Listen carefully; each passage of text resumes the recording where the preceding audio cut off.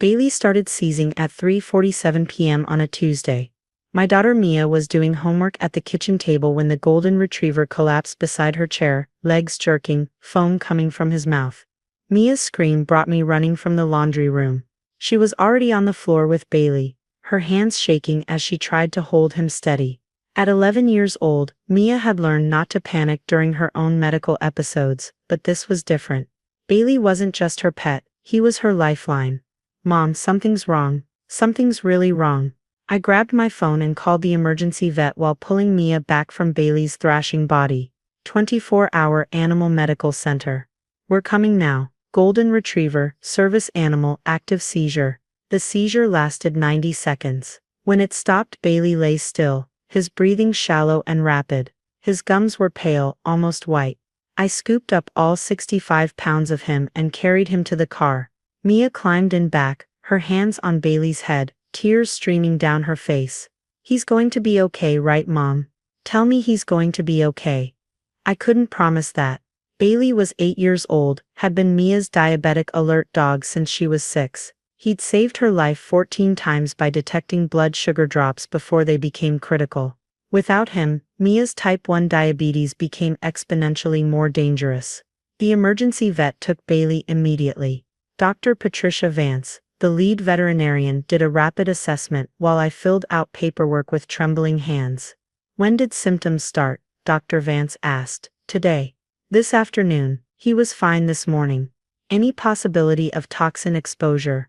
Household chemicals, medications, plants?" "No. He's a service dog. He doesn't eat anything except his food. He's trained not to." "What about visitors? Anyone in your home today?" I froze. My sister. She came by around noon. She was alone in the kitchen while I was helping Mia with her insulin pump. Dr. Vance's expression sharpened. "How long was she alone?" "Maybe 10 minutes. We're running full toxicology. His symptoms suggest poisoning, but I need to know what we're treating." I called my sister Victoria from the waiting room. She answered on the 4th ring, her voice irritated. "What? Bailey's in emergency surgery. Did you give him anything today? Any food, treats, anything?" "Why would I do that?" "Victoria, this is serious. Did you feed him anything? Maybe some lunch meat?" He was begging. "So what?" My stomach dropped. "What kind of lunch meat?" "I don't know." "Turkey?" "Why are you freaking out?" "Because he's dying. The vet thinks he was poisoned." Silence. Then, "Are you seriously accusing me of poisoning your dog?" "I'm asking what you gave him." "It was just a sick dog." "Jesus, you're so dramatic." I heard her talking to someone in the background. "No, she's saying I poisoned her precious service dog. Can you believe this?" "Victoria, you know what? I'm done. You've been treating me like garbage since Dad's will, and now you're making up insane accusations. Don't call me again." She hung up. I sat in the plastic waiting room chair, my hands clenched around my phone. Dad's will. That's what this was about. Our father had died 4 months ago, a massive heart attack at 63. In his will, he'd left Victoria $50,000 and me the family business, a small veterinary supply company he'd built over 30 years. Victoria had been furious. She'd expected to inherit the business herself, despite having no interest in veterinary medicine and no experience running a company. She demanded I split everything equally. When I refused, pointing out that Dad's will was clear and that I'd been working in the business for 15 years, she'd stopped speaking to me. Until 2 weeks ago, when she'd called crying. She needed money. Her husband had left, her rent was overdue, she was desperate. Could I give her an advance on Dad's estate? I'd said no. The business was struggling. I couldn't afford to give away $50,000 I didn't have yet. The probate process wasn't even complete. She'd screamed at me, called me selfish, said I'd stolen her inheritance. Today was the first time I'd seen her since that call. She'd shown up at my door with apologies, saying she wanted to make things right. I'd been foolish enough to believe her. Dr. Vance found me 2 hours later. Her scrubs were stained, her face grim. "Bailey's stable but critical. We've got him on IV fluids and activated charcoal. The toxicology panel will take 48 hours for full results, but the preliminary test showed ethylene glycol in his system. Antifreeze. Yes. It's one of the most common pet poisonings, and one of the deadliest. The sweet taste attracts animals. Even a small amount is fatal if not treated immediately. But I don't have antifreeze. I don't even have a car that leaks. I stopped. Victoria's car.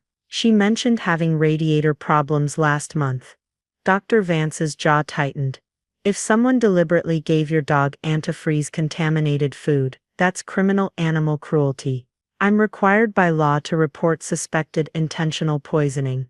She's my sister. She potentially murdered your daughter's medical alert dog. That's not just animal cruelty. Interfering with a service animal is a federal crime. I thought of Mia in the hospital waiting room, her continuous glucose monitor beeping alerts that Bailey usually caught 20 minutes before the device. I thought of the 14 times Bailey had woken us in the middle of the night when Mia's blood sugar had dropped to dangerous levels. File the report, I said. All of it. Bailey survived the first night, and the second. By day 3, he was weak but conscious. Mia sat beside his recovery kennel for hours, talking to him through the bars. The toxicology report came back on day 4. Dr. Vance called me into her office. The full panel confirms ethylene glycol poisoning. But there's more. She slid a paper across her desk. The concentration in Bailey's system suggests he ingested at least 4 ounces of pure antifreeze. That's not accidental contamination. That's deliberate. What does that mean legally? I forwarded everything to the State Veterinary Board and the District Attorney's Animal Cruelty Division. They'll determine if charges are warranted. She paused. There's something else you should know. I ran Bailey's case by my colleagues at the Veterinary Forensics Lab. They want to test the lunch meat samples we saved from Bailey's stomach contents. Why? Because if your sister soaked meat in antifreeze and fed it to a service animal, that's premeditated felony animal cruelty. The forensics team works with prosecutors across 6 states. They're very interested in this case. Victoria called that evening. The police came to my apartment. They're saying I poisoned your dog. Did you? It was an accident. I didn't know dogs couldn't eat antifreeze. My blood ran cold. You're admitting you gave him antifreeze? No. I mean my car was leaking. Maybe some got on the turkey. I didn't do it on purpose. You soaked lunch meat in antifreeze and fed it to my daughter's service dog. I didn't soak anything. You're twisting my words. She was crying now. Why are you doing this? I'm your sister. Family is supposed to protect each other. You tried to kill Bailey to punish me. Because of Dad's will. That's not. I would never. The toxicology report says Bailey ingested 4 ounces of pure antifreeze. That's not contamination. That's intentional. Silence. Victoria, you could have killed Mia. If Bailey dies, she loses her medical alert system. Do you understand that? She could die in her sleep from hypoglycemia. I didn't think about that. You didn't think about anything except hurting me. She hung up. The forensics results came back 2 weeks later. The meat samples from Bailey's stomach showed deliberate antifreeze saturation. Someone had soaked turkey slices in radiator fluid and fed them to him. The district attorney filed charges: felony animal cruelty, interference with a service animal, and reckless endangerment of a minor. That last charge came because poisoning Mia's diabetic alert dog put her life at risk. My mother called the day after Victoria was arrested. How could you do this to your sister? She made a mistake. She tried to kill Bailey, Mom. Mia's medical alert dog. It was an accident. She told me the forensics prove it wasn't. She soaked meat in antifreeze and deliberately fed it to him. You're tearing this family apart over a dog. Over Mia's life-saving medical equipment. That's what Bailey is. He's not a pet. Your father would be ashamed of you. That hit hard. But I thought about Dad teaching me the veterinary supply business. Teaching me to value animal welfare. Teaching me that cruelty should never be tolerated. Dad left me the business because he knew I'd protect it. Protect the animals it serves. He'd understand. Mom hung up. The preliminary hearing was scheduled for 6 weeks out. My attorney David Reese met with me beforehand. The prosecution is strong. We have forensic evidence, veterinary testimony, service animal federal protection violations. Your sister is looking at 3 to 5 years. Will Mia have to testify? Probably. The prosecution wants to establish the impact of Bailey's poisoning on her medical safety. I hated that Mia would have to relive this in court. But she deserved justice. Bailey deserved justice. There's something else, David said. During discovery, we learned your sister has been making statements to family members and on social media. She's been claiming you fabricated the poisoning to steal her inheritance. That's insane. It's also defamation. And it gets worse. She's been contacting your business clients, telling them you're unstable and that they should switch suppliers. She's trying to destroy the business. Yes. Which gives us grounds for a civil lawsuit in addition to the criminal case. But there's a complication. He pulled out a document. Do you know what Riverside Veterinary Alliance is? That's the industry association. I'm a member. Why? You're not just a member. According to their records, you've been on the board of directors for 3 years.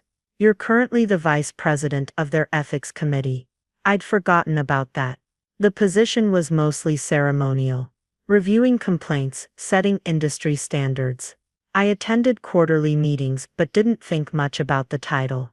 The prosecution discovered this during their investigation. David continued.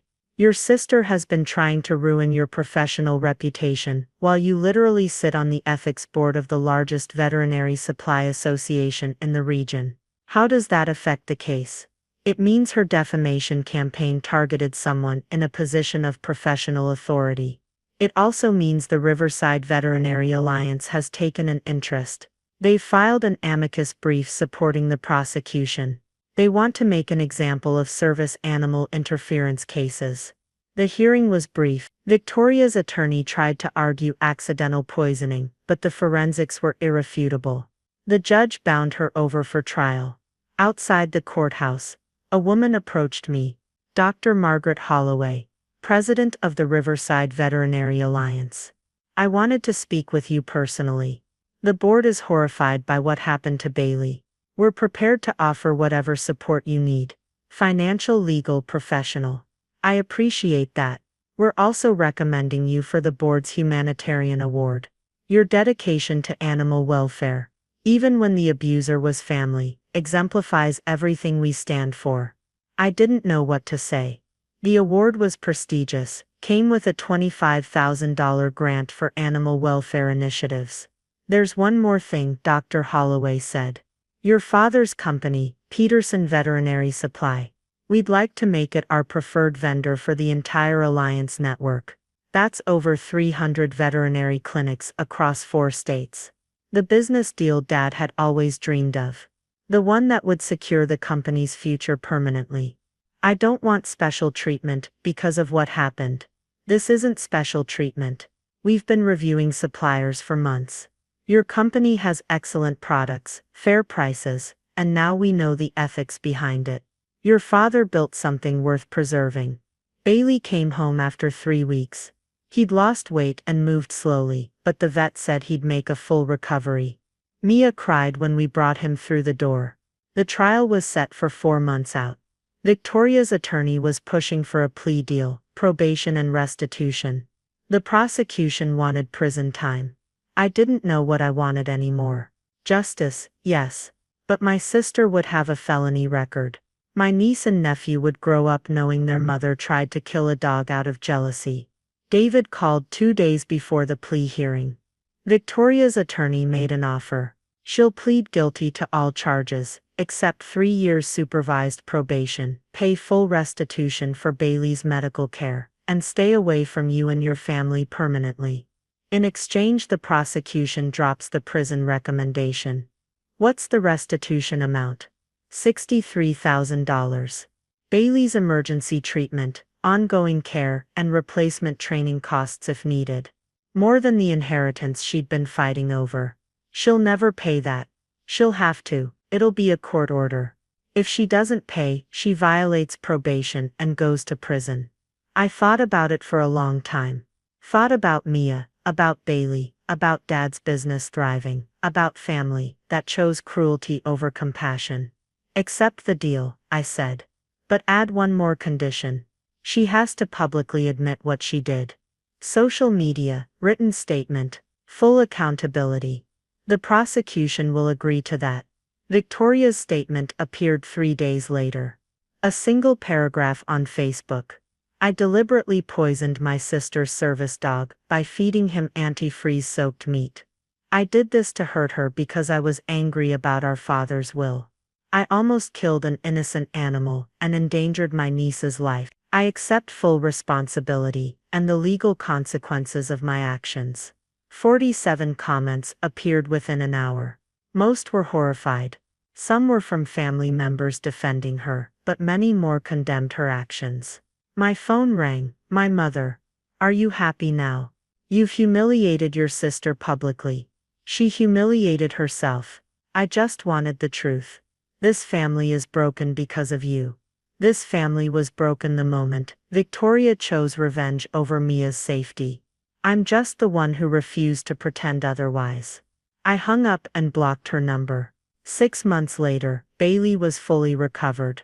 The Riverside Veterinary Alliance contract had tripled my business revenue. The humanitarian award funded a service animal protection program in Dad's name. Victoria made her first restitution payment, $500. She had $62,500 left to pay, at $500 per month. It would take her 10 years. Mia's diabetes was stable. Bailey still alerted to her blood sugar drops with perfect accuracy. He slept beside her bed every night, exactly where he belonged. I never spoke to Victoria again. Or my mother. Some family bonds, once poisoned, can't be healed. But the family I'd chosen, Mia Bailey, the business Dad had trusted me with, was thriving. And that was enough.